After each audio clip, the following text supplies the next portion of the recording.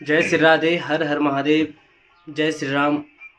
आप सभी को मेरा प्यार भरा नमस्कार। मैं हूं संजू ढोंडियाल और आप देख रहे हैं संजू ढोंडियाल यूट्यूब चैनल। तो भक्तों, आज पंचम दिवस की कथा मैं आप लोगों तक पहुंचाऊंगा और जिस प्रकार आपने अभी तक सहयोग किया है उसी प्रकार आप आगे भी सहयोग देते रहना।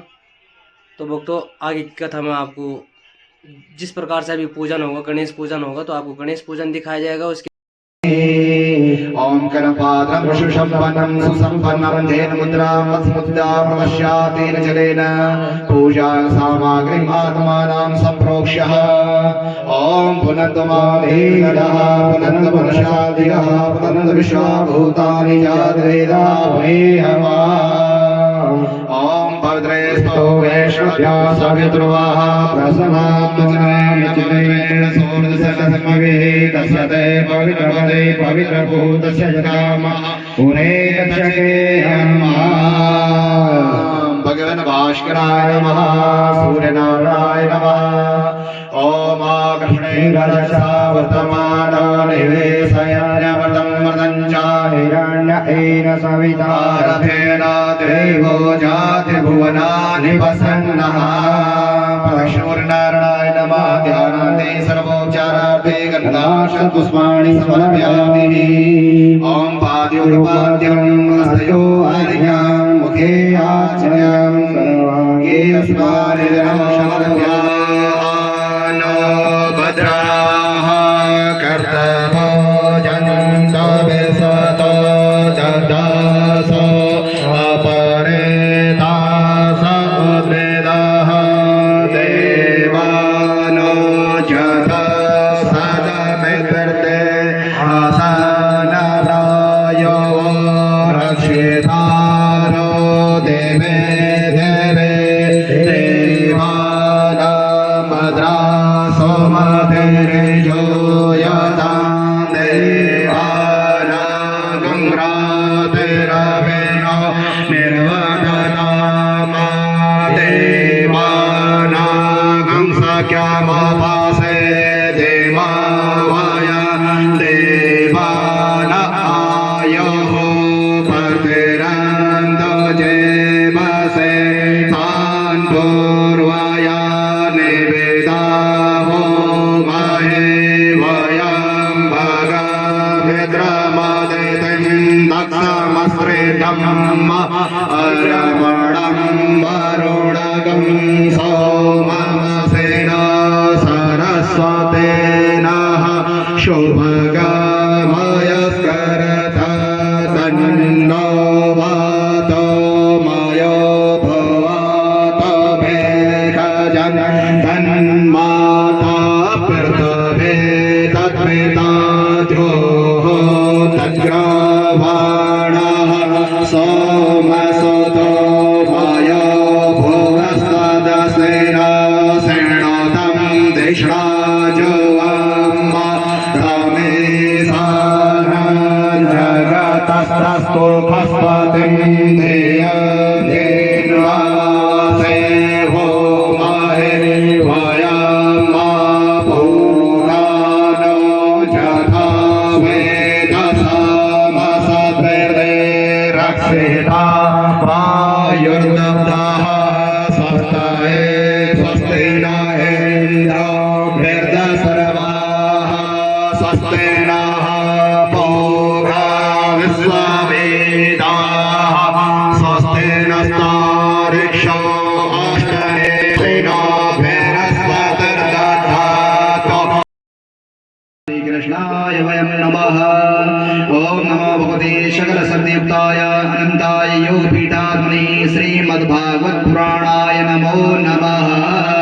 सर्वोपचारार्थे गन्धाक्षपुष्पाणि समर्पयामि। पादयोर्वाणस्योर्घ्यं मुखे आचमनं सर्वाङ्गे स्नानं समर्पयामि। पुनः सर्वोपचारार्थे गन्धाक्षपुष्पाणि समर्पयामि। पुष्पमाला माल्यादि निष्कर्षेणि मालतादीनि वै प्रभो मयार्पणं पुष्पाणि पूजार्थं परिधानं समर्पयामि। पुष्पान्ते दर्शयामि अस्तो प्रक्षालयामि नित्यं वेद्यादिदुलं पुंगीफलं समर्पयामि। कीर्ताय पूजाय साधुन्याय दर्शनं समर्पयामि।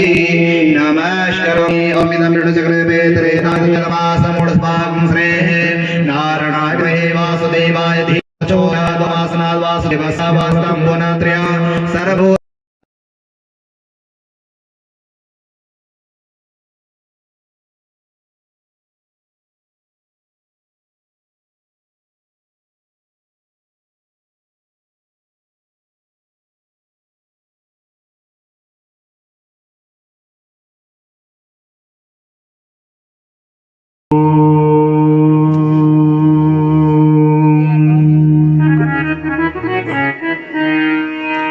श्री गणेशाय नमः।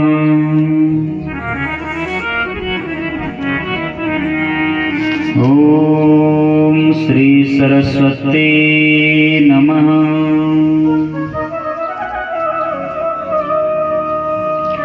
ओम श्री गुरु चरण कमलेभ्यो नमः।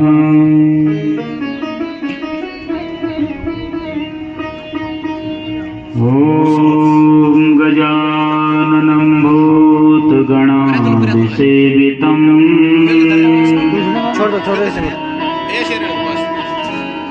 कपितजम्बूफलचारुभक्षणम्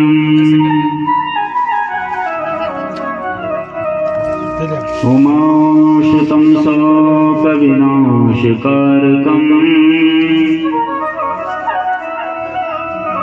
नमामि विघ्नेश्वरपादपङ्कजम्।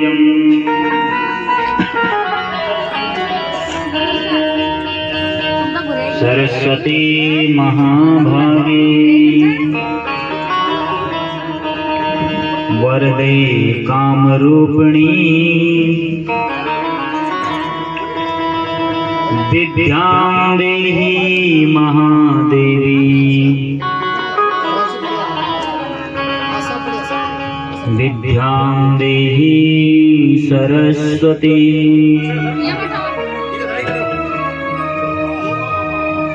गुरुर्ब्रह्मा गुरुर्विष्णु गुरुर्देवो महेश्वरः गुरुर्साक्षात् परब्रह्म तस्मै श्री गुरुवे नमः।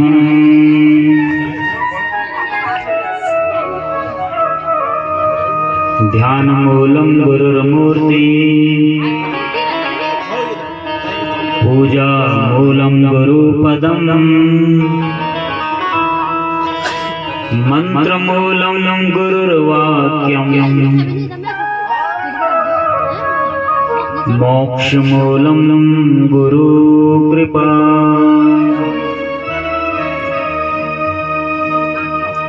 ध्येयं सदा परिभवग्नमविष्टदोहम्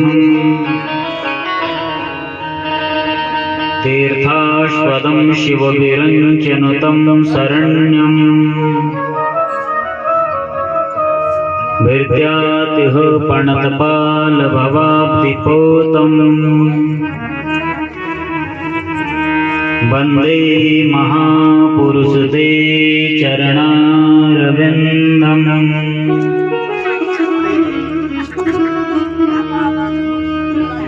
उग्रं वीरं महाविष्णुं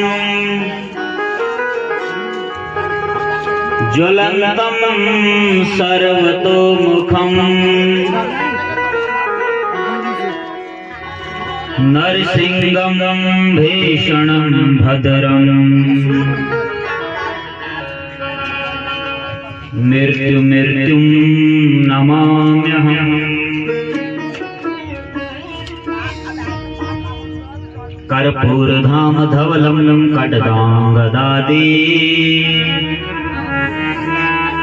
भूषं त्रिनेत्रशशिखरमण्डिताशाम् वामाङ्गसंसृतरमानय। राधे का नाम अनमोल बोलो राधे राधे। राधे का नाम अनमोल बोलो राधे राधे। श्यामा का नाम अनमोल बोलो राधे राधे। श्यामा का नाम अनमोल बोलो राधे राधे। राधे का नाम अनमोल बोलो राधे राधे राधे का नाम अनमोल बोलो राधे राधे श्यामा का नाम अनमोल बोलो राधे राधे श्यामा का नाम अनमोल बोलो राधे राधे जय हो आज आई राधे राधे शंकर के डमरू से आवाज आई राधे राधे शंकर के डमरू से आवाज आई राधे राधे राधे का नाम अनमोल बोलो राधे राधे राधे का नाम अनमोल बोलो राधे राधे जय हो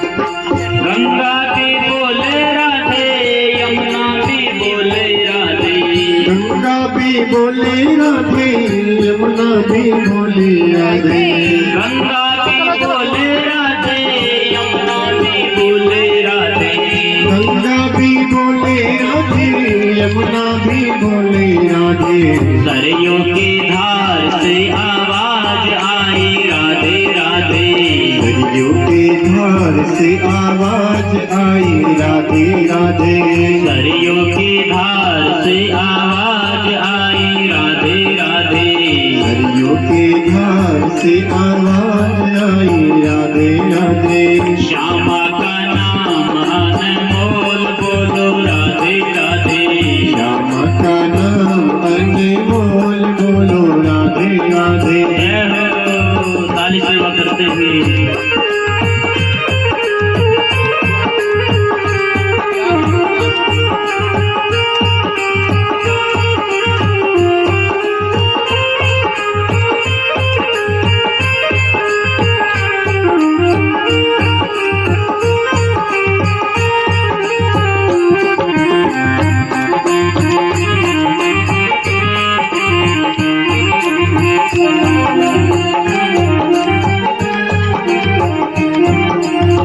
चंदा भी बोले राधे सूरज भी बोले राधे चंदा भी बोले राधे सूरज भी बोले राधे चंदा भी बोले राधे सूरज भी बोले राधे चंदा भी बोले राधे सूरज भी बोले राधे तारों की छांव से आवाज आई राधे राधे तारों की छाँव से आवाज आई राधे राधे राधा का नाम अनमोल बोलो राधे राधे राधा का नाम अनमोल बोलो राधे राधे जय हो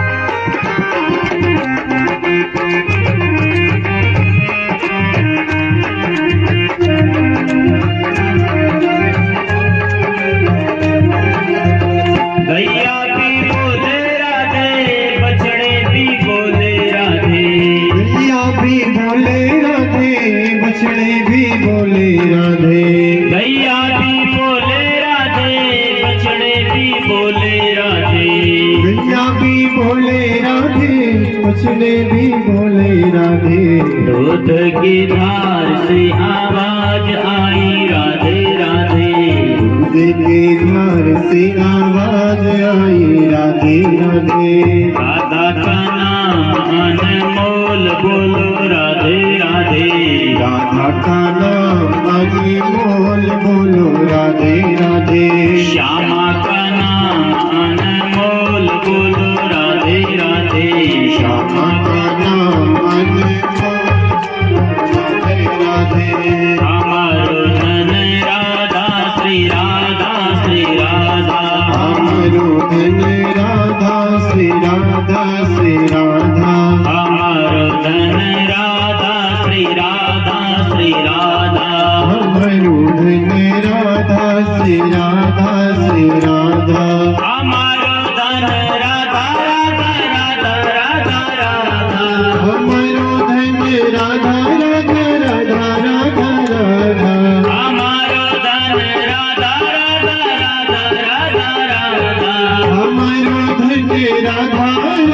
राधा राधा राधा हमारो धन राधा श्री राधा श्री राधा हमारो धन राधा श्री राधा श्री राधा हमारो धन राधा श्री राधा श्री राधा हमारो धन राधा श्री राधा श्री राधा परम धन राधा राधा राधा राधा राधा परम धन राधा राधा राधा राधा राधा परम धन राधा राधा राधा राधा राधा परम धन राधा राधा राधा राधा राधा जीवन धन राधा श्री राधा श्री राधा जीवन धन राधा श्री राधा श्री राधा हमारो धन राधा श्री राधा श्री राधा हमारो धन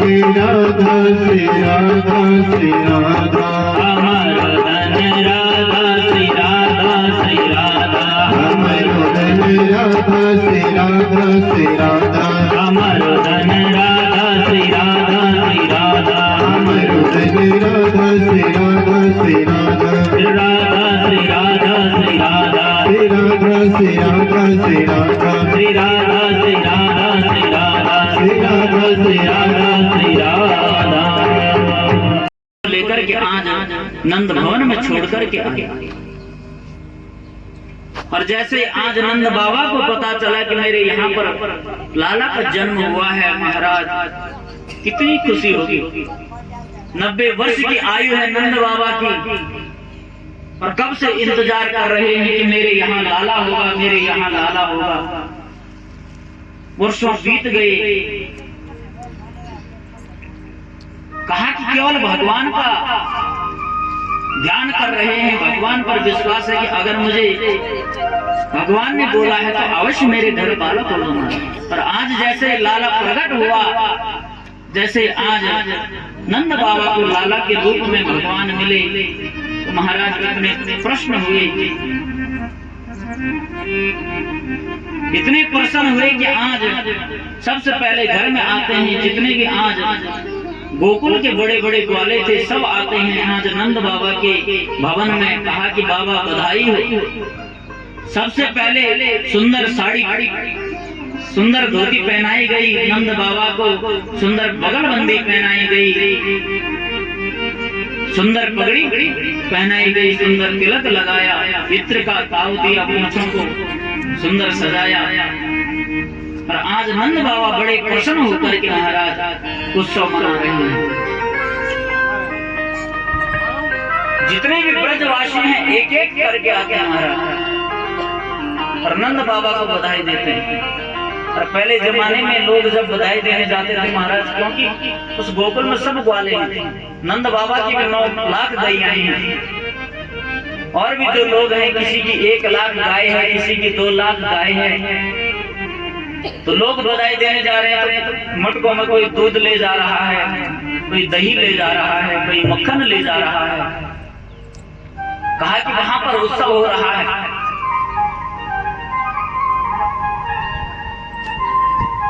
क्योंकि पहले भी जब हमारे घरों में कोई उत्सव होता था, आज भी कोई उत्सव होते हैं,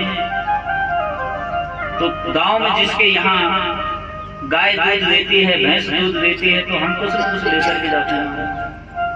हमारे उमराव सिंह जी बड़े सौभाग्यशाली हैं महाराज, जिस दिन से आए हैं कभी दूध लेकर के आ रहे हैं, कभी दही लेकर के आ रहे हैं, और बड़ा आनंद आ रहा है। कहा कि ये भगवान की कृपा है, भगवान नारायण की कृपा है। इतना बड़ा गांव है, लेकिन कहा कि इस समय बहुत कम लोगों की भैंसें दूध दे रही है। और उमराव सिंह जी बोले महाराज कोई कमी नहीं है, जितना दही चाहिए तो हम लोग खा रहे हैं, हमें आनंद भी आ रहा है, भगवान को भोग लग रहा है महाराज। तो जब उनके पास भगवान ने उनको दिया है तो वो यहाँ लाभ भी करेंगे। और मैंने पहले भी बताया कि दान देने से कभी कम भी नहीं होगा। हम भगवान से प्रार्थना करते हैं कि हे गोविंद, इनके घर में खूब दूध दही देना, खूब घी देना, कभी इनके घर में दूध दही की कमी ना होना। और ऐसे आज जितने भी ब्रजवासी हैं, नंद बाबा के जितने भी मित्र हैं, दूध दही घी मक्खन लेकर के आते हैं। कहा कि बाबा बधाई हो। और कहा कि बधाई कैसे दे रहे हैं। नंद बाबा आंगन में खड़े हैं और लोग भी इतने खुश हो रहे हैं, महाराज दूध लाते हैं तो नंद बाबा के ऊपर उड़ेल देते हैं। कहा कि बाबा बधाई हो, खाना थोड़ी ना है। दही लाते महाराज नंद बाबा के ऊपर उड़ेल दिया, बाबा बधाई हो। मक्खन लाते हैं नंद बाबा के ऊपर उड़ेल देते हैं, बाबा बधाई हो। सुखदेव जी कहते हैं कि हे परीक्षित, आज नंद भवन ऐसा लग रहा है कि नंद भवन नहीं रहा। कहा कि ऐसा लग रहा है कि आज क्षीर सागर उमड़ गया महाराज, जहां भी देखो वहीं दूध दही बिखरा पड़ा है, मक्खन बिखरा पड़ा है, घी बिखरा पड़ा है, पूरा का पूरा नंद भवन आज क्षीर सागर की तरह लग रहा है। लोग आ रहे हैं, बधाई दे रहे हैं, एक दूसरे के ऊपर दूध दही उड़ेल रहे हैं, बड़ा आनंद ले रहे हैं।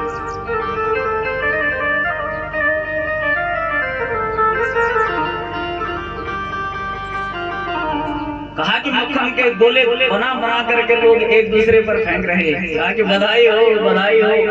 वहीं पर आज एक बुढ़िया माता आई और जैसे बोला का भयो, जैसे सुना कि नंद के यहाँ लाला हुआ है, कहा कि का भयो। और एक ब्रजवासी ने मक्खन का गोला बनाया, कहा कि माता के मुख में दांत रूपी दरवाजे तो थे नहीं, और जैसे मुंह पे फेंका महाराज मक्खन का गोला बना। बुढ़िया जीप से फिर बोलते कहा भयो, फिर से मक्खन का गोला। ताकि बोल रही नहीं। कहा कि हे माता, लाला हुआ है नंद के यहाँ, आपको भी बधाई हो, बधाई हो। इस प्रकार से सुंदर उत्सव नंद भवन में मना रहे हैं। नंद बाबा के एक मित्र हैं वृषभानु, सुना ना? कहा कि रावल गांव में रहते हैं, उनकी पत्नी है कीर्ति देवी, और ये भी नंद बाबा के मित्र हैं। कई वर्ष बीत गए, इनकी भी कोई संतान नहीं हुई, लेकिन किसी संत ने, किसी ऋषि ने मार्ग बताया कि तुम हर रोज जमुना महारानी का पूजन किया करो, जमुना देवी का श्रृंगार किया करो, आरती किया करो, अवश्य एक दिन जमुना महारानी की कृपा तुम्हारे ऊपर हो। और इसी बात को लेकर के हर रोज वृषभानु जी और कीर्ति मैया जमुना मैया का पूजन करते हैं।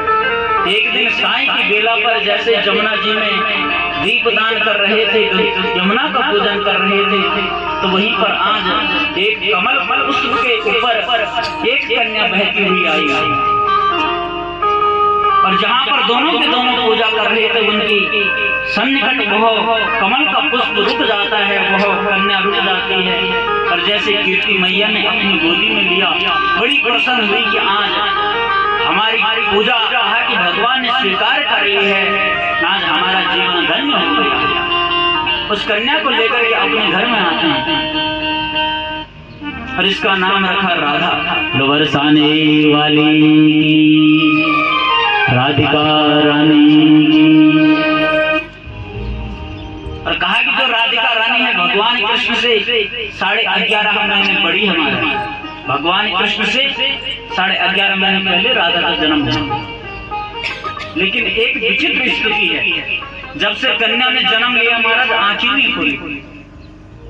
घर वालों ने सोचा कि अंधी होगी, आंखें नहीं खोलती है, छोटी सी बच्ची है।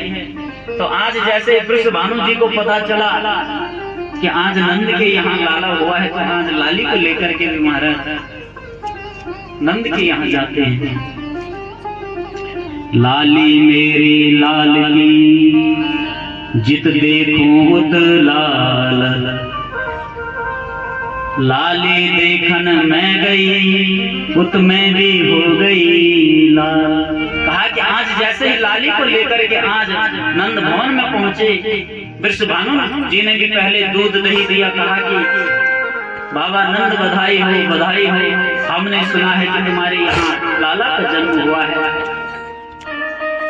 नंद बाबा भी बधाई देते हैं कि हे वृषभानु आपको भी बधाई हो, हमने सुना है कि आपके यहाँ भी कन्या ने जन्म लिया है। कहा कि कहाँ है लाला? कहा कि सामने ही बगल में आंगन में सुलाए हुए हैं, और जहां पर लाला को सुलाया हुआ था वहीं पर वृषभानु जी, कीर्ति जी राधिका को लेकर के कहा कि लाला के बगल में सुला दिया महाराज। और जैसे ही लाली को बगल में सुलाया तो मेरे कान्हा जोर जोर से रोने लगे महाराज, जोर जोर से रोते हैं। और जैसे रोने लगे तो वहीं पर आज राधिका रानी खिल खिल खिल खिल करके हंसने लगी और दोनों आंखें खुल गई। बोले राधिका रानी की। कहा कि जिस राधा ने 11.5 महीने से अपने नेत्र नहीं खोले और आज जैसे गोविंद के बगल में सुलाया तो महाराज अपने आप आंख खुल गई, हंसने लगी। दोनों के दोनों नंद बाबा और वृषभानु आपस में बात करने लगे। वृषभानु जी कहते हैं कि हे नंद, इनका जन्म एक दूसरे के लिए हुआ है।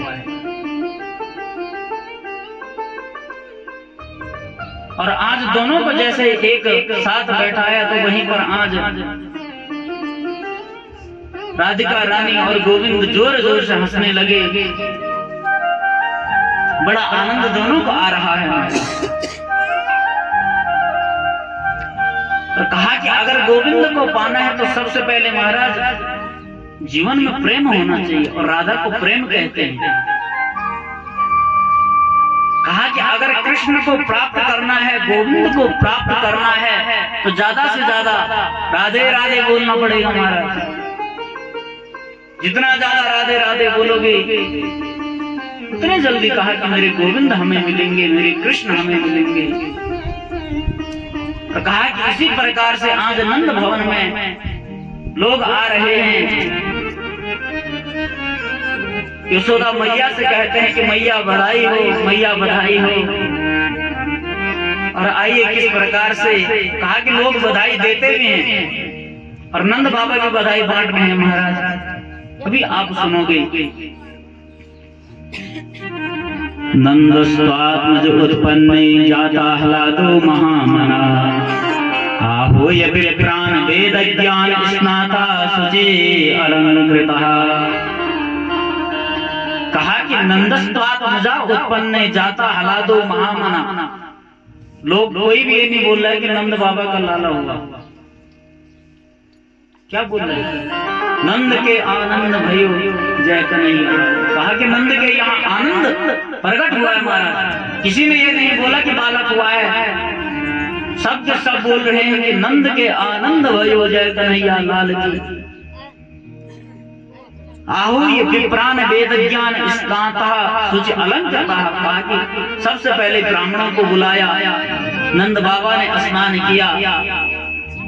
सबसे पहले ब्राह्मणों ने सृष्टि वाचन किया, जात कर्म संस्कार किया, और उसके बाद सबसे पहले नंद बाबा ने पितरों की पूजा करी। पितृ देवार्चनम कथा। और उसके बाद देवताओं का पूजन किया। और इसी प्रकार से सब लोग आ रहे हैं, नंद बाबा को बधाई दे रहे हैं, यशोदा मैया को बधाई दे रहे हैं। आइए चलिए नंद भवन में चलते हैं, किस प्रकार से वहां पर आनंद उत्सव मन रहा है। वहाँ की बिहारी लाल की। बाबा बधाई हो, यशोदा बधाई हो। तो कहा कि नंद बाबा केवल बधाई नहीं ले रहे हमारे। कहा कि नंद बाबा ने भी बहुत बड़े महाराज ग्वाले हैं, खूब धन भगवान ने दिया है। तो कहा कि सबसे पहले नंद बाबा ने धैनु नाम युते प्रादात विप्रेभ्यो समलंकृते किलाद्रीन सप्तरत्नोभ सातकौभाम्बरावृताम्।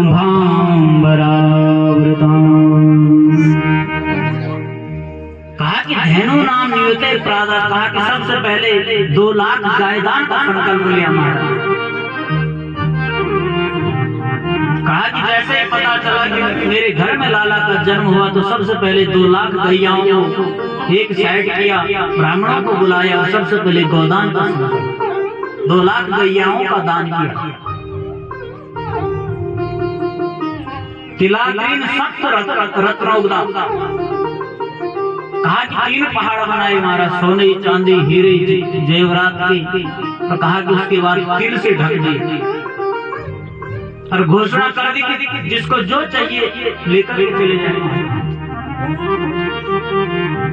और आज जितने भी लोग आते हैं, लोग तो केवल दूध दही लेकर के आ रहे हैं। और नंद बाबा ने आज कहा कि अपनी तिजोरी को खोल दिया। इतने ही आनंद नंद बाबा को आ रहा है।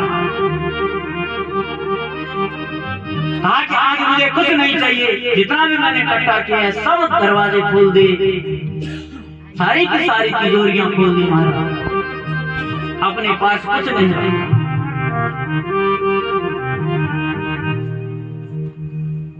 और कहा कि लोगों को जैसे पता चल रहा है कि नंद बाबा के यहाँ बधाई मिल रही है, तो कहा कि दूर दूर तक पता चल गया। लोग आते हैं, कोई सोना लेकर के जा रहा है, कोई चांदी लेकर के जा रहा है, जिसको जो चाहिए, कोई हीरा, कोई जेवरात।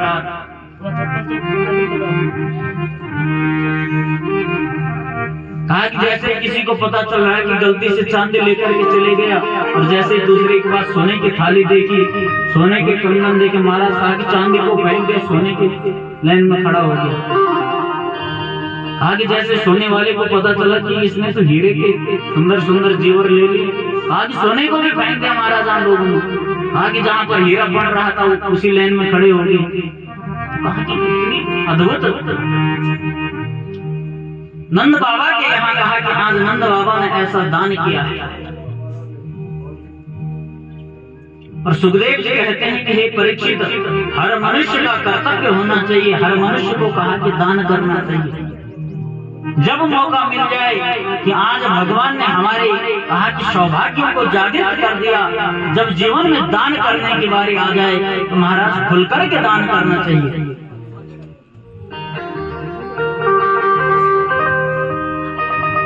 और क्योंकि कभी भी दान करने से धन घटता नहीं हमारा, घटेगा ही नहीं। क्योंकि नंद बाबा जितना दान कर रहे हैं उसका डबल वहां तिजोरी में अपना भर जाता है।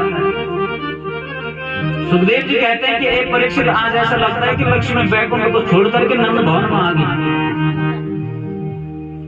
जैसे ही जा रहा है अंदर से अपने आप तिजोरियों में भर जाता है। कोई कमी वहां पर धन की नहीं हो रही है, सोने की नहीं हो रही है, हीरे जेवरात की कोई कमी नहीं है। तो यहाँ पर सुखदेव जी भी कहते हैं कि हे परीक्षित, कभी भी दान देने से कहा कि धन समाप्त नहीं होता, धन बढ़ता ही है। और शास्त्र भी कहता है कि धन की केवल 3 स्थिति होती है। पता है आपको? 3 स्थिति, उससे चौथी स्थिति कुछ नहीं है। दानम भोगो नासस्तरी त्रयोगतयो भवन्ति वेतस्या यो न ददाति न भुक्ते तस्य तृतीया गतिर्भवति। कहा कि पहली स्थिति है दान, धन की। दूसरी स्थिति है भोग, और तीसरी स्थिति हमारा नाश। कहा कि अगर भगवान ने हमें खूब धन दिया है तो कहा कि महाराज दान भी करना चाहिए। जहाँ लग जाए कि हमें कुछ न कुछ देना चाहिए, कहा कि दान भी देना चाहिए, दान भी करना चाहिए। कहा कि पहली स्थिति। दूसरी स्थिति कहा कि भोग, भगवान ने हमें खूब धन दे रहे हैं और हम कहा कि चकाचक सुंदर तरीके से अपने परिवार का पालन पोषण कर रहे हैं, बच्चों को अच्छी शिक्षा दे रहे हैं, बच्चों की मनोकामनाओं को पूर्ण कर रहे हैं, अपनी इच्छाओं को पूर्ण कर रहे हैं। तो कहा कि दूसरी स्थिति भोग, कमा रहे हैं और आनंद भी ले रहे हैं। और एक स्थिति होती है नाश। कई लोगों को देखा होगा महाराज, सब कुछ होने के बाद महाराज भाग रहे हैं, दौड़ लगा रहे हैं, कहा कि और कमाना है, और कमाना है, और कमाना है। और कहा कि ऐसे लोगों ने ना तो कोई दान किया। कहा कि जिनके केवल बोलने मात्र से लोग प्रसन्न हो जाते हैं कि कितना अच्छा व्यक्ति है, कभी झूठ नहीं बोलता, कभी किसी के साथ छल कपट नहीं करता। कहा कि जो ऐसे व्यक्ति हैं मधुर वाणी वाले, कहा कि वह भी स्वर्ग से आए हैं। फिर कहा कि देवार्चनम ब्राह्मण तर्पणम। कहा कि जो हर रोज सबसे पहले भगवान की पूजा करता है, हमारा देवार्चनम, देवताओं की अर्चना करता है, और ब्राह्मण तर्पणम को कहा कि जो ब्राह्मणों का भक्त होता है, ब्राह्मण जो कह देते हैं महाराज ऐसा करना है तो जजमान ठीक है महाराज करेंगे, जो आप बोले पंडित जी उसी प्रकार से हम आपका सम्मान करते हैं। कहा कि जो ब्राह्मणों का आदर सत्कार करता है, आदर ब्राह्मणों का आदर सम्मान करता है, कहा कि ऐसे लोग स्वर्ग से आए हैं, स्वर्ग में रह रहे हैं और फिर आगे जाकर के स्वर्ग में जाएंगे। कहा कि नरस्य चिन्हम स्वर्गोगतस्य, कहा कि ऐसे अगर हमारे अंदर गुण हैं, ये चारों गुण अगर हमारे अंदर हैं, कहा कि दान, मधुर वाणी, देवताओं का पूजन और ब्राह्मणों की सेवा, जिसके अंदर ये वस्तुएं हैं, कहा कि वह स्वर्ग से आया है, स्वर्ग में रह रहा है, तो कहा कि अंत में फिर से स्वर्ग में जाएगा। नरक में सुनने अगर मना करोगे तो नहीं सुनाऊंगा, सुनने कार्पण्य वृत्ति सजने सुनि निंदा, कुचेलता नीच जने सुभक्ति, अतीव रोषाम कटका चवाणी, नरस्य चिन्हम नरको गतस्य। कहा कि कार्पण्य वृत्ति सजनेश निंदा, कहा कि जो व्यक्ति कंजूस होता है महाराज, कोई वाली बात में चढ़ाना भी था, लेकिन जैसे देखा पसीना महाराज ने छोड़ा। कई लोग केवल बोलते हैं कि राणा जी एक दिन का भंडारा हमें दे देंगे, और जैसे देने की बात आती है तो किनारे हो जाते हैं। होते हैं सब लोग, समाज में बहुत प्रकार के लोग हैं महाराज। तो कहा कि कार्पण्य वृत्ति, कहा कि जो कंजूस प्रवृत्ति का है, जिसने कभी भी कहीं पर 1 रुपया तक दान नहीं किया महाराज। फिर कहा कि स्वजनेश निंदा, कहा कि जिस व्यक्ति का काम केवल लोगों की निंदा करनी है, कहा कि कहीं पर भी मिले कभी किसी की बुराई, कभी किसी की बुराई, कभी किसी की बुराई, बस वही काम है और कोई काम नहीं। कहीं पर भी कोई मिल जाए महाराज बस दूसरे की निंदा शुरू कर दी। कुचेलता नीच जनेश भक्ति, कहा कि जो कभी नाता नहीं है, हफ्ते में 1 दिन नाता है, गंदगी के साथ रह रहा है महाराज। नीच जनेश भक्ति, कहा कि जो गंदे लोगों का संग करता है, गलत लोगों का संग करता है। अतीव रोषाम कटका चवाणी, कहा कि जो हर समय क्रोधित रहता है महाराज, क्रोध में भयंकर, कहा कि उसको देख के डर लगता है। ऐसे लोग होते हैं समाज में। कटका चवाणी, कहा कि जिसकी वाणी बड़ी कठोर है महाराज, अगर मुंह से कुछ बोल दिया तो महाराज दूसरा आदमी हाथ जोड़ देता है, बस हो गया महाराज अब मत बोलो ज्यादा। तो कहा कि जिनके अंदर ये लक्षण है, कहा कि ये नरक से आए हुए लोग हैं। कार्पण्य वृत्ति स्वजनेश निंदा, कुचेलता नीच जनेश भक्ति, अतीव रोषाम कटका चवाणी, नरस्य चिन्हम नरको गतस्य। कहा कि नरक से आए हैं, नरक में रह रहे हैं महाराज, और आगे भी फिर नरक में ही जाएंगे। कहा कि जिसने जीवन में कभी मतलब पुण्य का कार्य नहीं किया, कभी भगवान की पूजा नहीं करी, कभी किसी के साथ में ढंग से नहीं बोला, कभी किसी का आदर सत्कार नहीं किया, मान सम्मान नहीं किया, तो कहा कि ऐसे लोग नरक में ही रह रहे हैं और आगे चल करके भी फिर नरक में ही जाएंगे। और कबीरदास जी ने भी कहा था, चिड़िया चोंच भर ले गई, नदी न घटियो नीर, दान दिए धन न घटे, कह गए संत कबीर। और आज इसी बात को समझ करके नंद बाबा महाराज जितना कुछ था सबका सब दान कर दिया, सब लुटा दिया। लोगों को खूब कहा कि लोग भी बधाई दे रहे हैं, और इधर से नंद बाबा यशोदा मैया कहा कि आपको भी बधाई हो। किसी को सोना फेंक रहे हैं, किसी को चांदी फेंक रहे हैं, किसी को हीरा जवाहरात फेंक रहे हैं। बड़ा आनंद कहा कि नंद भवन में उमड़ रहा है। आगे चल करके एक दिन नंद बाबा को याद आया कि इस बार कंस को कर देना था। कहा कि इतना आनंद घर में आए कि भूल गया। और अगर टाइम से कंस को कर नहीं दिया महाराज तो कहा कि यहाँ पर आकर के कुछ न कुछ उपद्रव करेगा। कहा कि इस ब्रज भूमि में जितने भी बच्चों ने जन्म लिया सबको महाराज तुम्हारे सामने मार करके आत्मा मारा। कहा कि वहीं अपने स्तनों पर कालकूट विष लगाया, सुंदर स्वरूप धारण किया। पर आज जैसे इधर नंद भवन में पहुंची, सोचा कि सबसे पहले नंद भवन में ज्यादा उत्सव मन रहे हैं, पहले वहीं जाते हैं महाराज। और जैसे नंद भवन में पहुंची वहां पर यशोदा मैया बैठी थी रोहिणी के साथ में। कहा कि हे यशोदा बधाई हो। कहा कि बधाई हो बहन। यशोदा मैया ने देखा कि पता नहीं कौन है, पहचाना भी नहीं। लेकिन कहा कि अगर मैं पूछूंगी कि हे बहन तू कौन है तो कहा कि नाराज हो जाएगी। कहा कि इतना आनंद लोगों को आ रहा है तो डिस्टर्ब क्यों करूंगा। कहा कि लाला कहाँ है। हे यशोदा मैंने सुना 70 वर्ष की आयु में तेरे यहाँ लाला का जन्म हुआ है, मुझे भी दर्शन करने हैं। कहा कि अभी अभी पालना भी सुलाया है, आराम से जाना, दर्शन करके आ जाना महाराज। कहा कि रूप इतना सुंदर इसने धारण किया है, ऐसा लग रहा है कि साक्षात मां श्री देवी आ गई महाराज। पता है श्री देवी कौन है? कौन राणा जी है कोई हीरोइन महाराज? हीरोइन को श्रीदेवी नहीं कहते। कहा कि श्रीदेवी लक्ष्मी माता को कहा जाता है। श्री सदैव लक्ष्मी चपत्न्याम हो रात्रि पार्श्वे निष्करण रूप मस्तु। कहा कि जितनी सुंदर लक्ष्मी माता है महाराज उतनी सुंदर है क्या? है उतनी सुंदर जितनी सुंदर लक्ष्मी माता है। लक्ष्मी माता को हर कोई प्राप्त करना चाहता है। मैं भी लक्ष्मीपति बन जाऊं, मैं भी लक्ष्मीपति बन जाऊं, हर कोई लक्ष्मीपति बनना चाहता है। इतनी सुंदर है लक्ष्मी माता। तो आज ऐसा लग रहा है कि साक्षात लक्ष्मी वैकुंठ को छोड़ करके आज नंद भवन में आ गई। इतना सुंदर स्वरूप।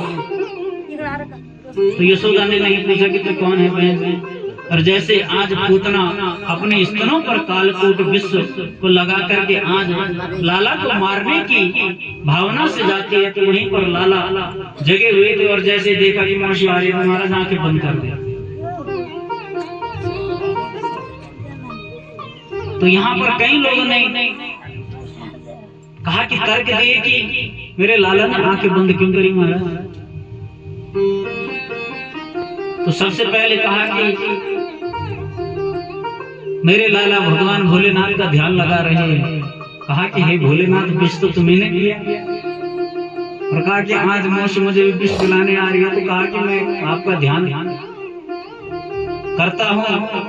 कहा कि जो विष होगा हे भोलेनाथ उसे तुम पी जाना, और जो दूध होगा उसे मैं पी जाऊंगा।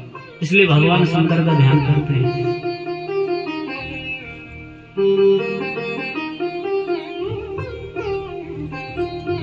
फिर कहा कि भगवान के एक नेत्र है चंद्रलोक, एक नेत्र है सूर्यलोक।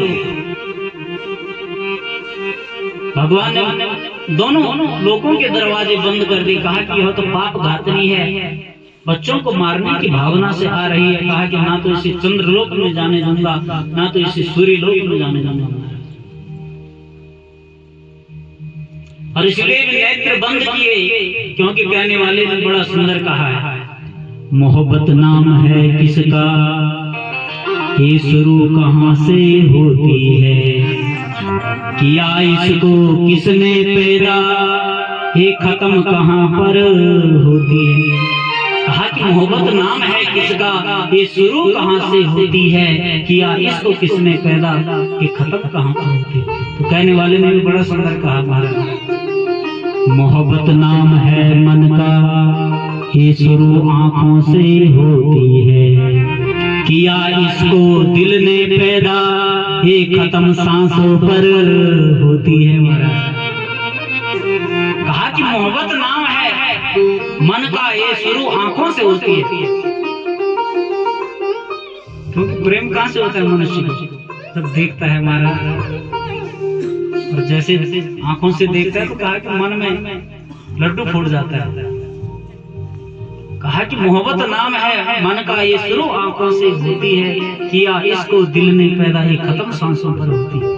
ऐसे प्रेमी बहुत हुए महाराज। कहा कि अपने माता पिता को छोड़ दिया लेकिन अपने प्रेमी को नहीं छोड़ा। ऐसे भी बहुत लोग हैं समाज में महाराज। कहा कि माता पिता को छोड़ सकते हूँ लेकिन महाराज तुझे नहीं छोड़ सकते। और इसीलिए यहाँ पर मेरे लाला ने आंखों को बंद कर दिया। कहा कि अगर मेरी नेत्र मौसी से मिल गई तो कहा कि मैं इसको नहीं मार पाऊंगा, कहीं ये मुझे अपनी ममता दिखाएगी, अपना प्रेम दिखाएगी। कहा कि मैं इसे नहीं मार पाऊंगा, मुझे प्रेम हो गया। तो कहा कि तो इसलिए आंखों को बंद कर दिया। कहा कि मुझे मौसी से कोई प्रेम नहीं करना है, और इस कारण से भी आंखों को बंद किया महाराज। तो वहीं पर आज आगे चल करके पूतना जैसे आज भगवान के सन्निकट पहुंचती है। कहा कि जैसे अपने स्तन को निकाला मेरे लाला के मुख में दिया, तो महाराज सबसे पहले मेरे लाला ने विष का पान किया, विष को पिया। उसके बाद पूतना के दूध का पान किया। कहा कि जब दूध समाप्त हो गया तो आज मेरे कन्हैया ने पूतना के प्राणों को पान कर दिया महाराज। और जैसे प्राणों को खींचने लगे तो वहीं पर आज यह कहती है पूतना छोड़, पूतना पूतना। कहा कि हे पूत ऐसा मत करो, हे पूत ऐसा मत करो, हे पूत ऐसा मत करो। मेरे कन्हैया कहते हैं कि हे मौसी पहले तो मैं किसी को पकड़ता नहीं। कहा कि भगवान कहते हैं ना पहले किसी को पकड़ता नहीं, और कहा कि जब पकड़ता हूँ तो फिर छोड़ता भी नहीं हूँ। और कहा कि तड़प तड़प करके पूतना पूतना पूतना बोल करके वहीं पर आज इसका शरीर शांत हो जाता है। कहा कि जैसे आज पूतना का शरीर शांत होता है, जैसे अपने असली रूप में आती है। तो कहा कि 84 कोष का ब्रज है। कहा कि जितने भी पेड़ पौधे उस क्षेत्र में आते हैं, कहा कि सब के सब नीचे गिर जाते हैं पेड़ पौधे। इतना बड़ा शरीर कहा कि इस पूतना का है। और जैसे आज लोगों ने धड़ाम की आवाज सुनी, सब लोग आए। जैसे यशोदा मैया ने पालने की और देखा तो महाराज पालने में कोई नहीं। कहा कि मेरा लाला कहाँ गया, बड़ी मुश्किल से तो लाला मुझे मिला और कहाँ चले गया। जोर जोर से रोने लगी। वहीं पर रोहिणी ने जैसे ऊपर को देखा तो पूतना की छाती में खेल रहा था। कहा कि हे यशोदा परेशान मत हो। कहा कि लाला उधर है ऊपर पूतना की छाती में खेल रहे हैं। वहीं पर लोग आते हैं। कहा कि इस पूतना को किसने मारा। तो लोग कहते हैं कि इस पूतना को अवश्य तेरे लाला ने मारा होगा हे यशोदा। कहा कि न जाने ये किस भावना से यहाँ आई थी। कहा कि पहले इसका नाम बकी था, तभी से इसका नाम पूतना हुआ। जब उसने पूतना पूतना पूतना मुझे छोड़ दे, पूतना पूतना, तभी से इसका नाम पूतना हुआ। कहा कि उतनी देर में आज नंद बाबा पहुंच जाते हैं। और जैसे देखा तो महाराज कहा कि वसुदेव ने मुझे पहले ही अवगत करा दिया था कि हे नंद तेरे यहाँ पर उपद्रव होने वाला है। कहा कि नंद बड़ा ज्योतिषी है। तो वहीं पर आज जैसे आज लोगों ने कहा कि हे नंद बाबा इस पूतना को तेरे लाला ने मार दिया है। तो वहीं पर आज नंद बाबा कहते हैं कि जैसे आज मुझे पता चला था कि मेरे नंद भवन में कोई उपद्रव होने वाला है, तो कहा कि मैंने अपने आराध्य अपने इष्ट हनुमान जी का ध्यान किया था। कहा कि मैं हनुमान जी का नाम रटते हुए आ रहा था, इस पूतना को मेरे हनुमान जी महाराज ने मारा है। कहा कि मैं जपते हुए आ रहा था, संकट मोचन हनुमानष्टक का पाठ करते हुए आ रहा था। बाल समय रवि भक्षी लियो तब तीनों लोक भयो अंधियारो, ताहि सो त्रास भयो जग को यह संकट मोचन नाम तिहारो। कहा कि बाल समय रवि भक्षी लियो तब तीनों लोक भयो अंधियारो, काई से त्रास कियो जग में यह संकट मोचन नाम तिहारो। कहा कि जैसे मुझे पता चला कि मेरे नंद भवन में उपद्रव होने वाला है, कहा कि मैंने संकट मोचन हनुमान जी महाराज का ध्यान किया। महाराज क्योंकि मैंने पहले भी बताया कि हनुमान जी महाराज आज कहीं चले नहीं थे, कहा कि इस पृथ्वी में है, अमर है। और जो भी हनुमान जी महाराज का ध्यान करता है, कहा कि जीवन में कितना बड़ा संकट हो, कहा कि समस्त संकटों को हनुमान जी महाराज दूर करते हैं। पवन सुत हनुमान ब्रजवासियों ने सुंदर उत्सव सेवा छठी महोत्सव मनाया और आगे चल करके भी महाराज हर महीने कुछ न कुछ उत्सव होता है। हाँ, यशोदा कहती है कि आज बुधवार है, मेरे लाला ने जन्म लिया, तो कहा कि बुधवार को उत्सव, कहा कि आज रोहिणी नक्षत्र है तो आज भी उत्सव, कहा कि आज हर्षण योग है उत्सव, कहा कि आज अष्टमी तिथि है, अष्टमी को भी उत्सव महाराज। इतना आनंद यशोदा मैया को आ रहा है, नंद बाबा को आ रहा है, कुछ न कुछ उत्सव घर में जरूर मना रहे हैं। आगे चल करके सुखदेव जी कहते हैं कि हे परीक्षित, एक दिन भी निकल आए महाराज चोरी करने। हर गोपी के मन में भाव आता है कि आज लाला भी हमारे घर में आता, कहा कि उसके शरीर का स्पर्श होता तो कहा कि हमारा भी जीवन कल्याणकारी बन जाता, हमारे जीवन में भी मंगल होता। तो वहीं पर आज सभी गोपियां कुछ न कुछ लीलाएं करती हैं। तो वहीं पर एक दिन मेरे कन्हैया अपने मित्रों के साथ में खेलने जा रहे थे, वहीं पर आज एक गोपी ने कन्हैया को आवाज लगाई, कहा कि हे कन्हैया कहाँ जा रहे हैं? कहा कि खेलने जा रहा हूँ मित्रों के साथ। कहा कि कन्हैया इधर आना जरा। तो कहा कि वो गोपी गाय का गोबर एक बर्तन में रख करके खेत में डालने जा रही थी। कहा कि बहुत भारी हो गया, थोड़ा हाथ लगा के उछवा दे। कहा कि हे गोपी ऐसा नहीं उठाऊंगा। कहा कि क्या देगी? कहा कि माखन दूंगी, माखन का बोला। कहा कि ठीक है। तो कहा कि मेरे लाला ने वो चाय आया, गोपी गोर डाल कर आई। फिर आई गोपी, कहा कि अगर नहीं फिर कहा कि गोपी तुम मुझे ठग देगी, हिसाब कैसे होगा महाराज? कहा कि एक बार उचाऊंगा तो एक गोला माखन का, 2 बार उचाऊंगा तो 2 गोले, 3 बार उचाऊंगा तो 3 गोले। कहा कि ठीक है, हिसाब कैसे लगाऊंगा? तो कन्हैया कहते हैं कि हे गोपी जैसे ही मैं उचाऊंगा तो कहा कि गोबर का एक टीका लगा देना। और ऐसे करते करते महाराज मेरे कन्हैया ने कम से कम 50-60 बार गोपी को गोबर उठाने में सहयोग किया महाराज। तो कहा कि आज पूरे कन्हैया के मुंह पे गोबर के जैसे घर में गए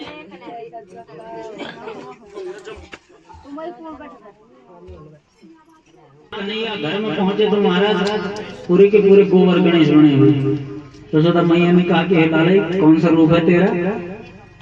कहा कि पूरे मुंह में तूने गोबर के टीके लगा रखे, क्या कारण है? कहा कि इधर पहुंच देती हूँ। कहा कि हे माँ मैया गलती से भी मत बोलना। कहा कि हिसाब किताब खराब हो जाएगा।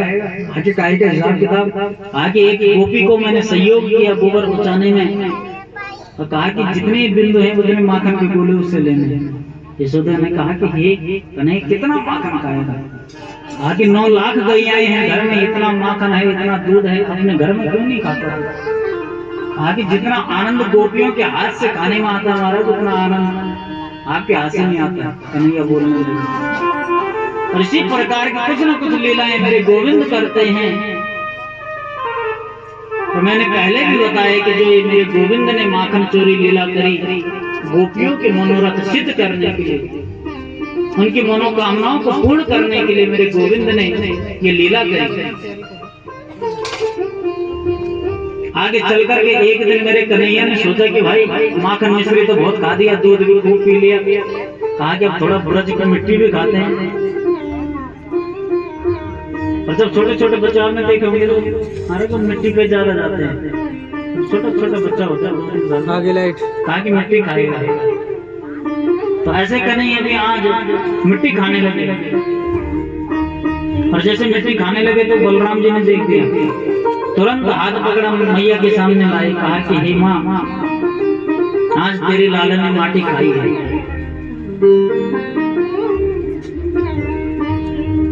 और जैसे ही कहा कि आज तेरे लाला ने माटी खाई है, तो कहा कि मैया ने तुरंत कन्हैया का मुख पकड़ा, मिट्टी निकालने लगी मुंह से। कहा कि दूध दही माखन खाने से छगनी हुई तुझे जो मिट्टी खा रहे। तो कहा कि महाराज जो ब्रज रज है, कभी भी वृंदावन जाओ, दीवन में जाना महाराज, जो वहाँ की बहुत सारे लोग होते हैं कहते हैं कि इस मिट्टी को पहले अपने सर पे रखो, माथे पे लगाओ। कहा कि थोड़ा मिट्टी खाते भी हैं जो लोग गए होंगे वृंदावन, कहा कि वहाँ का रज जरूर खाना पड़ता है। कहा कि वहाँ के रज में भी साक्षात गोविंद के गुण है महाराज। उस मिट्टी में मेरे कन्हैया ने लीलाएं करी हुई है।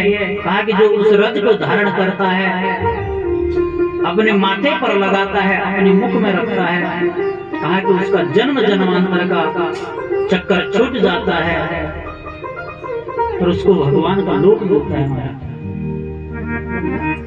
ब्रज रज की बड़ी महिमा है, वहाँ की मिट्टी की बड़ी महिमा है। और इसीलिए कन्हैया कहते हैं कि मैं भी ब्रज रज का स्वाद ले रहा था, और जैसे मैया ने मुख से मिट्टी निकालने लगी, कहा कि हे कन्हैया क्या क्या खाता है। और जैसे मुंह खोला तो वहीं पर आज मेरे कन्हैया ने अपने मुख में अपनी माता को ब्रह्मांड का दर्शन कराया। जैसे देखा तो कन्हैया के पेट में बड़े बड़े पहाड़, बड़े बड़े पेट, बड़े बड़े पेड़, बड़ी बड़ी नदियां, बड़े बड़े समुद्र महाराज दिखने लग गए। यशोदा घबराने लगी, कहा कि क्या दिख रहा है इसके पेट में मुझे महाराज। भगवान कहना चाहते हैं कि हे माँ, जब मैं इस ब्रज रज को खाता हूँ, कहा कि तब जाकर के जितने भी मेरे पेट में, कहा कि ब्रह्मांड है भगवान के उदर में, कहा कि इन तक रज पहुंचता है और उनका भी कल्याण होता है। और जैसे मैया घबराने लगी कि क्या देख रही हूँ, कहा कि डरने लगी। जैसे अपनी आंखों को पोछा, फिर से देखा तो कहा कि मुख खाली। और कहा कि 2 बार मेरे कन्हैया ने अपनी माता को ब्रह्मांड दर्शन कराया है।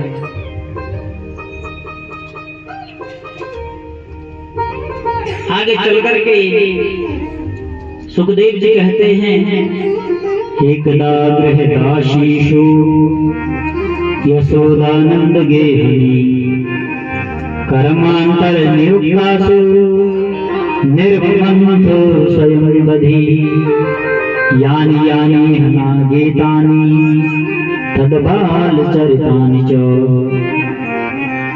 दधिरो निर्मंथने काले स्फुरन्ते काम्यगायत।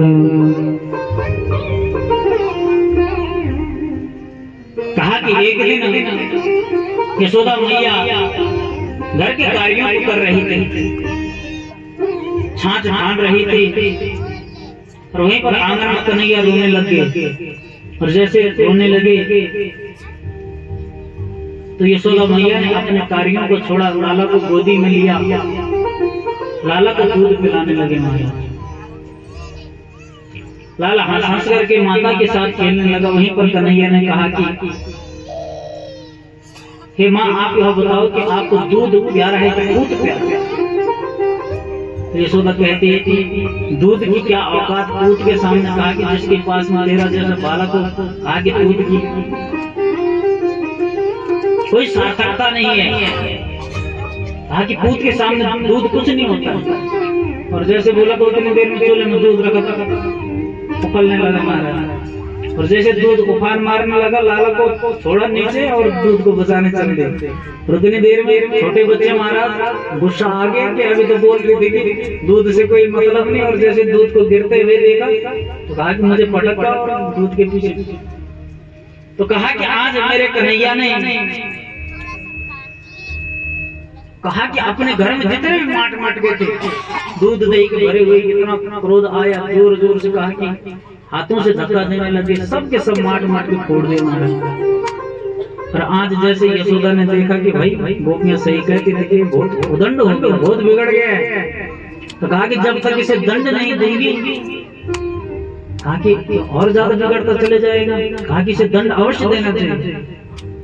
और जैसे ही देखा कन्हैया को, और कन्हैया ने जैसे ही माता को देखा, महाराज यशोदा ने एक लाठी पकड़ी हाथ में, कहा कि रुक, आज बताती हूँ मैं तुझे। इतना उदंडी हो गया, इतना बिगड़ गया।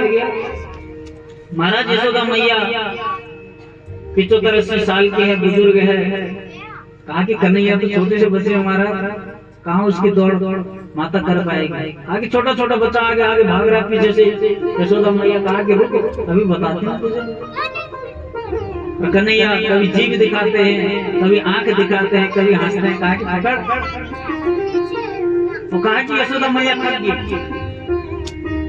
जब थक हार गई, कहा कि हे कन्हैया रुक जा। कहा कि क्यों रुकूं? कहा कि मुझे पूजा करनी है, सच में पूजा करनी। कहा कि लाठी से कौन करता है पूजा? लाठी पकड़ रखी और बोल रही पूजा करूंगा। तो यशोदा मैया ने लाठी उठाई। तो वहीं पर कन्हैया रुक गए। यशोदा मैया ने पकड़ा। कहा कि आज पकड़ करके उखल के सामने ले गए, रस्सियों से बांधने लगे महाराज कन्हैया को।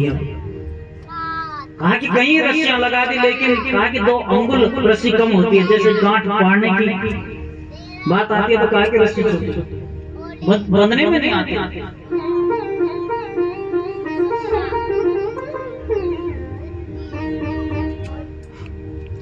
कहा कि हाँ, यशोदा मैया जब परेशान होती है, 2 अंगुल रस्सी जब छोटी पड़ने लगी, तो वहीं पर कन्हैया ने जब देखा कि मेरी माँ बड़ी परेशान हो गई। कहा कि ये 2 अंगुल की रस्सी छोटी क्यों पड़ रही है? कहा कि यशोदा को और हम सब को कहा कि हम भी 2 रस्सियों में बंधे हुए।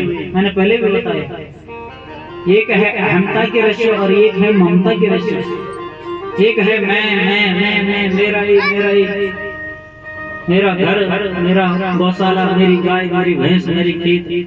कहा कि एक ममता, ये मेरे बच्चे हैं, ये मेरे रिश्तेदार हैं। कहा कि इसी में मनुष्य बना हुआ है, अहमता और ममता। और इसी कारण से 2 अंगुल की रस्सी छोटी पड़ी। तो वहीं पर आज जैसे मेरे कन्हैया ने यशोदा को परेशान देखा, वहीं पर कहा कि बंधने में आ गई। वहीं पर यशोदा मैया ने गांठ लगा दी। लेकिन छोटे से बच्चे हैं, कहा कि ओखल को लेकर के भागने लगे, चल रहे हैं घुटनों के बल में, और ओखल पीछे से खिंचा हुआ जा रहा है। तो वहीं पर नंद भवन में 2 वृक्ष थे, यमलाल बन के।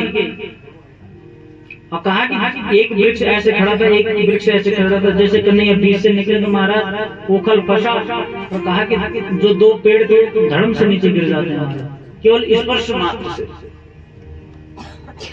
और जैसे पेड़ नीचे गिरे, वहीं पर यशोदा आई, रोने लगी। कहा कि मेरा लाला कहाँ गया, मेरा लाला कहाँ गया? हमारा छटपटाने लगी। और जैसे वृक्ष नीचे गिरे तो उन वृक्षों से 2 पुरुष प्रकट हो गए वहां, जिनका नाम हुआ नल, कुंवर और मणिग्रीव। कहा कि कुबेर के पुत्र हैं। एक बार नारद ऋषि अलकापुरी में आए, तो कहा कि इन्होंने नारद जी को देखकर के अपना मुख पलट दिया, महाराज प्रणाम नहीं किया। तुम्हें पर नारद जी ने श्राप दिया कि हे दुष्टो, कहा कि तुम वृक्ष बन जाओ, तुम जड़ बन जाओ। और जैसे उन्होंने विनय करने लगे, कहा कि तुम वृक्ष तो बनोगे, श्राप तो हमारा तुम्हें लगेगा। लेकिन कहा कि तुम्हारी कल्याण तब होगा जब नंद भवन में साक्षात जगत के नारायण गोविंद आएंगे, उनका स्पर्श तुम्हारे पे होगा, तुम्हारा मोक्ष होगा। उन दोनों ने प्रणाम किया। और वहीं पर आज जैसे ही यशोदा मैया ने महाराज महाराज तेरी माथे मुकुट विराज रहो, श्री गोवर्धन महाराज महाराज तेरे माथे मुकुट विराज रहो, श्री गोवर्धन महाराज महाराज तेरे माथे मुकुट विराज रहो, श्री गोवर्धन महाराज महाराज तेरे माथे मुकुट विराज रहो। जय हो काली सेवा करते हुए नाचते हुए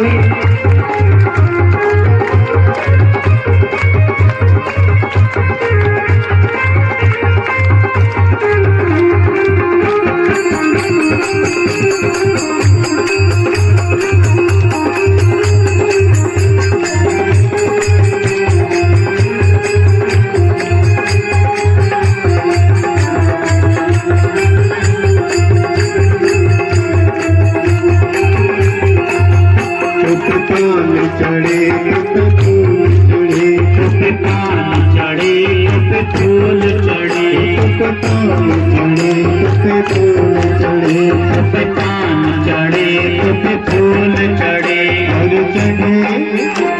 चढ़े दूध की धार महाराज तेरी माते मुकुट विराज रहो तेरे गोवर्धन महाराज महाराज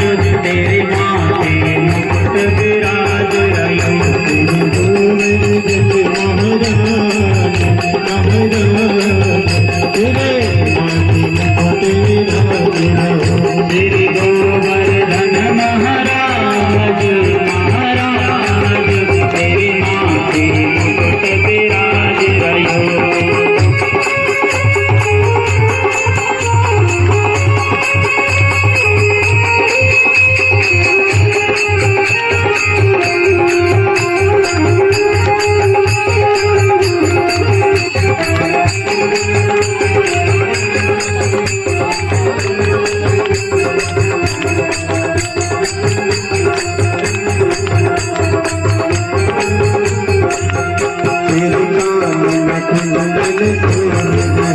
तेरे कान में कुंडल साज रहे तेरे कान में कुंडल शोभ रहे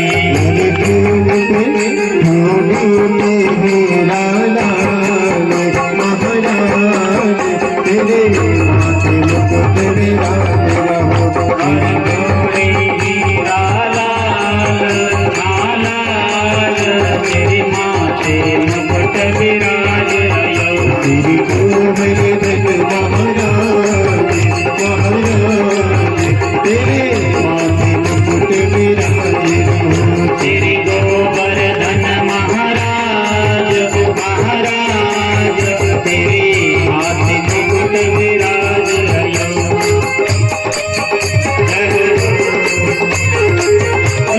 बिहारी लाल की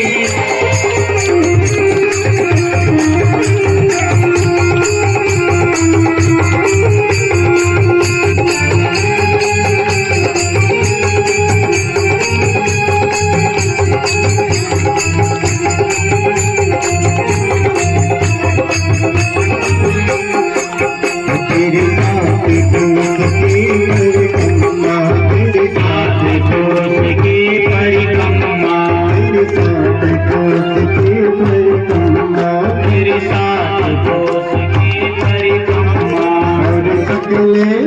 और सकले कर बिसरो महाराज तेरे माथे मुकुट विराज रहो सकले कर विश्राम तेरे माथे मुकुट विराज रहो तेरे गोवर्धन महाराज महाराज तेरे माथे मुकुट विराज रहो आरती गाओ बांके बिहारी तेरे आरती गाओ हे गिरधर तेरे आरती गाओ हे गिरधर तेरी आरती गाओ तेरे मुकुट काला शीश कसाहे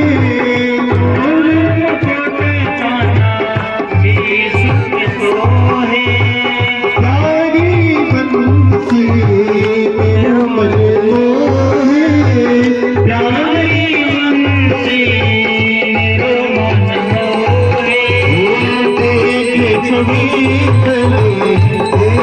छवि भले हारी में गाओ बांके बिहारी तेरी आरती गाओ आरती गाओ गिरधर तेरी आरती गाओ शरीरा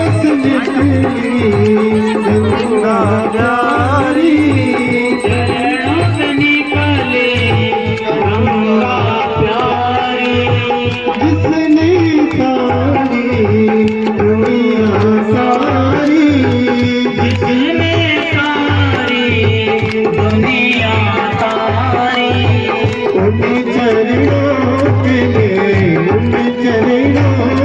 में दर्शन पाओ बाकी बिहारी तेरी आरती गाऊं गिरधर तेरी आरती गाऊं गिरधर तेरी आरती गाऊं दास अनाथ के नाथ आप हो दास अनाथ के नाथ आप हो सुख दुख जीवन प्यारे साथ आप हो सुख दुख जीवन प्यारे साथ आप हो हरि चरणों में दर्शन पाओ बाकी बिहारी तेरी आरती गाऊं गिरधर तेरी आरती गाओ गिरधर तेरी आरती गाऊं बाकी बिहारी तेरी आरती गाओ बाकी बिहारी तेरी आरती गाऊं मेरी माता पिता तुमेरा तुमेरा बंधु सखा तमेवा तमेव मेरा जगदं तमेव तमेव सर्वं मम देव देवा करुणावतारं संसार सारं भुजगेन्द्रहारं सदा वसन्तं हृदयारविन्दे तव मम भवानी शरणं नमामि राधे कृष्ण राधे कृष्ण राधे कृष्ण राधे कृष्ण राधे कृष्ण राधे कृष्ण राधे कृष्ण